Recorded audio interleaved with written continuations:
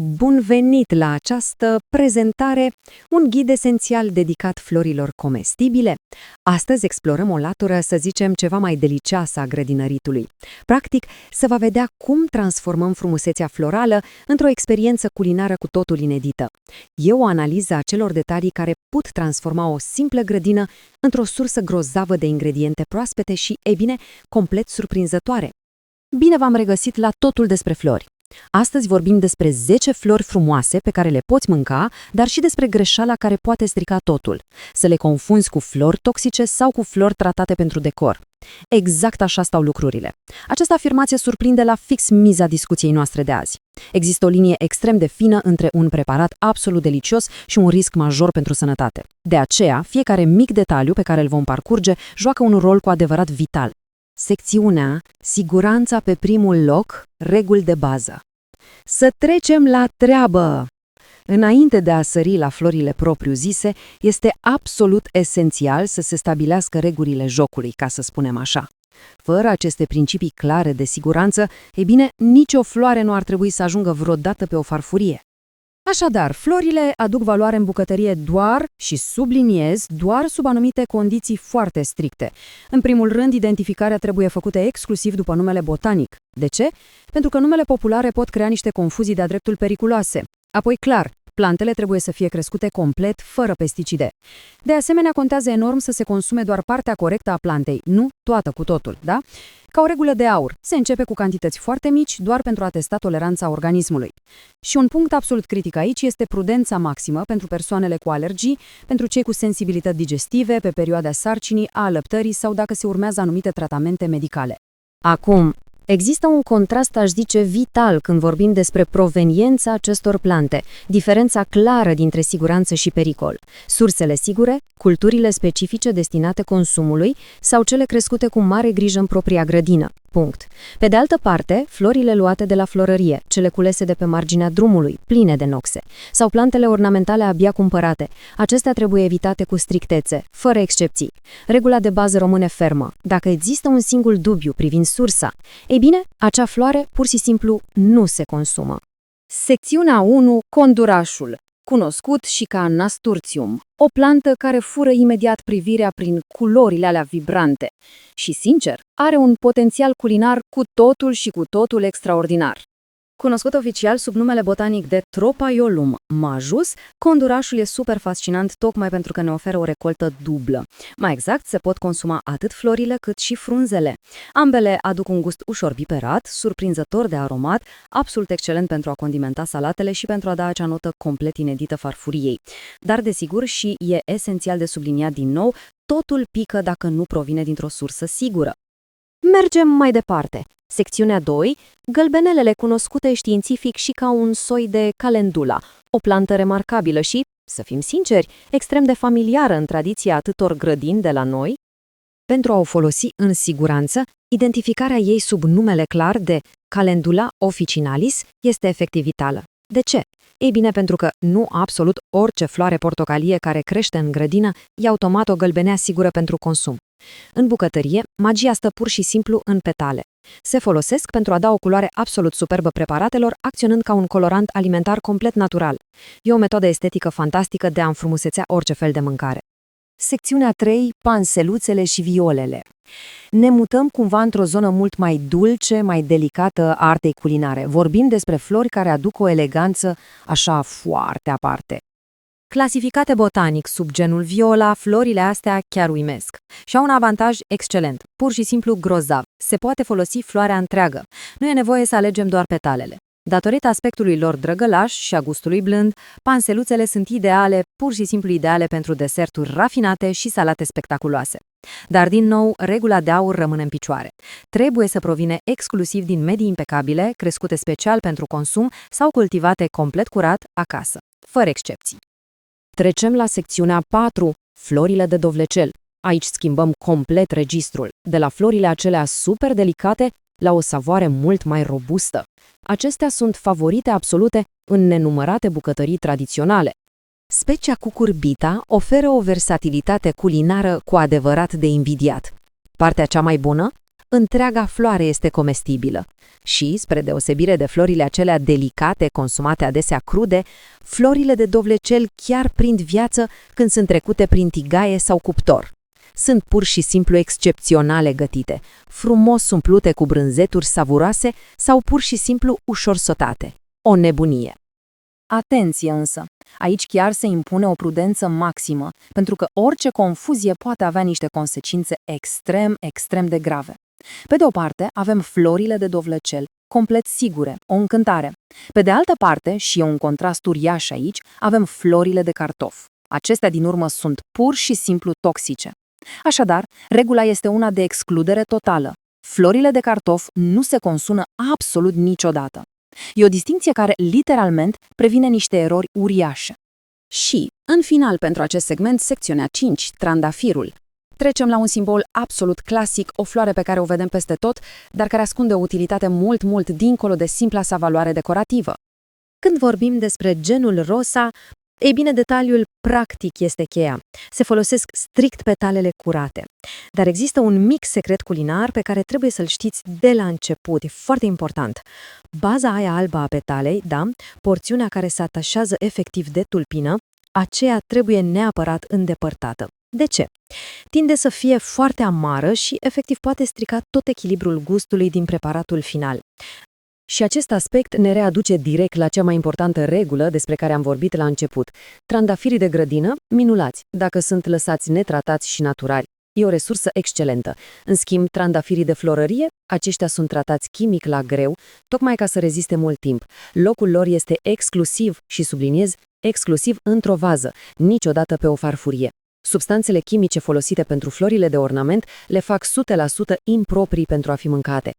În continuare, trecem la florile aromatice și la cele care par inofensive, dar trebuie folosite cu și mai multă grijă. Așadar, am văzut deja cum identificarea corectă și proveniența curată sunt practic vitale atunci când aducem flori în farfuriile noastre.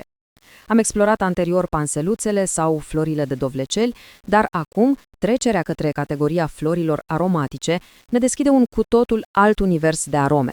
Doar că, ei bine, aduce cu sine o nevoie și mai strictă de atenție la detalii. Vorbim aici de acea graniță fină, foarte fină, dintre un ingredient culinar excepțional și un potențial pericol de toxicitate. Continuăm direct cu lavanda, o floare minunată în bucătărie, dar, mare atenție, numai dacă este folosită ca o aromă delicată, nici de cum ca ingredient principal. Sincer, când privim această floare, e super ușor să ne lăsăm purtați de parfumul ei, nu-i așa? Însă tocmai acel parfum intens dictează modul în care trebuie integrată în gastronomie. Este o regulă de aur aici. Cantitatea și doar cantitatea face diferența dintre un preparat sofisticat și unul complet ratat. Avem aici denumirea botanică exactă, notație undeva. Lavandula angustifolia. Ea este recunoscută oficial drept lavanda culinară. Aplicațiile sale principale: deserturi, ceaiuri și siropuri. Dar punctul absolut crucial aici este că utilizarea se face extrem de ponderat. Efectiv, se folosește foarte puțin. De ce? Păi dacă se adaugă o cantitate prea mare, preparatul va dezvolta instantaneu un gust medicinal, un gust artificial pe care absolut nimeni nu-și dorește. E un exercițiu de reținere, adică câteva floricele sunt arhisuficiente pentru a infuza un sirop sau pentru a decora o prăjitură, fără să copleșească cu totul papilele gustative. Acum, ce este cu adevărat interesant la acest slide este nevoia strictă de precizie atunci când vorbim despre o floare aparent banală. Uitați-vă la Matricaria chamomilla sau Chamamelum nobile, clasicul nostru mușețel. Celebrul mușețel pentru infuzii. Totuși, dincolo de estetica aia pe care o știm cu toții, identificarea corectă în natură este absolut obligatorie. Motivul? Mușețelul face parte din familia Asteraceae și exact aici apare riscul ascuns, un risc vital de reținut, alergiile încrucișate. Persoanele cu sensibilitate la polenul plantelor din această familie pot declanșa reacții severe. Deci consumul, chiar și sub o banală formă de ceai, nu e pur și simplu universal lipsit de riscuri. Trecând un pic în sfera preparatelor sărate, dăm de Allium scheonoprasum. Sună pretențios, știu, dar sunt cunoscute pur și simplu drept florile de arpagici sau chives și aduc o dimensiune complet diferită. Spre deosebire de notele dulci sau florale de mai devreme, florile astea oferă un gust fin, super distinct de ceapă. Detaliul ăsta le transformă în completarea perfectă pentru feluri de mâncare sărate. Gândiți-vă doar la cum arată și ce gust dau presărate peste salate proaspete, peste o omletă caldă de dimineață sau adăugate pe un platou cu brânzeturi fine. Mențin o textură atât de ușoară și oferă fix acel aspect apetisant și sofisticat. Dar atenție, aici e momentul pentru o distinție extrem de urgentă și vitală. Pe de o parte, avem aceste flori sigure de arpagic care cresc din bulbi comestibili. Pe de altă parte, avem bulbi ornamentali de primăvară, cum ar fi narcisele, sub denumirea botanică Narcissus. Această comparație nu e pusă aici întâmplător. O confuzie vizuală între frunzele sau bulbii acestor specii, atunci când nu sunt înflorite, poate fi pur și simplu fatală. Rețineți asta, florile savuroase și sigure nu trebuie niciodată, și subliniez, sub nicio formă, confundate sau cultivate în același loc cu bulbii ornamentali toxici. Siguranța trebuie să fie, fără discuție, prioritatea numărul 1. Ok, respirăm ușurați și revenim la aromele sigure și rafinate din bucătărie. Avem aici Ocimum basilicum, adică florile de busuioc. Inflorescențele astea mici captează o esență aromatică extrem de fină, de fapt o versiune ușor mai delicată a frunzelor pe care le iubim cu toții. Sunt absolut ideale pentru a da o notă finală salatelor, pastelor sau pentru a crea niște uleiuri infuzate de o claritate excepțională. Totuși, există un detaliu botanic esențial de știut. Recoltarea excesivă a florilor nu e deloc recomandată dacă scopul principal este să folosiți frunzele plantei. Asta pentru că înflorirea consumă mult din energia plantei și modifică serios profilul de gust al frunzelor. Și acest lucru ilustrează în mod genial modul în care estetica vizuală poate completa la fix experiența gustativă. Priviți Borago officinalis, pe care o știm mai degrabă ca limba mielului sau bororage. Planta asta produce niște flori albastre absolut izbitoare, sub formă de stea. Gustul lor e proaspăt, aduce un pic ca castravete, un detaliu care le face cu adevărat extraordinare pentru decorarea băuturilor răcoritoare sau a salatelor fresh de vară. Cu toate acestea, avem o regulă clară și aici. Sunt destinate utilizării ocazionale, exclusiv în cantități mici. Mai departe, avertisment, flori toxice. Aici pășim într-un teritoriu cu adevărat periculos. Vedeți, există o concepție greșită, extrem de răspândită, cum că orice plantă pe care o cultivi în grădină și care arată bine ar fi și inofensivă. Realitatea botanică este cu totul și cu totul alta. Vă rog să analizați cu atenție lista aceasta. Densitatea ei este fix ceea ce trebuie să rețineți. Absolut toate cele 10 flori enumerate aici sunt plante ornamentale comune, de o frumusețe spectaculoasă, dar care posedă o toxicitate extremă, capabilă să pună viața în pericol dacă sunt consumate. Ascultați-le bine. Avem degețelul, adică digitalis, leandrul sau nerim oleander, inocentele lăcrămioare, Convallaria majalis, narcisa, pe care am tot menționat-o, superba hortensie, tufele de azalee și rododendron, omagiul, aconitum, florile înalte de delfinium, apoi lupinul și chiar mazerea decorativă, acel sweet pea, care nu are absolut nimic în comun cu mazerea pe care o mâncăm.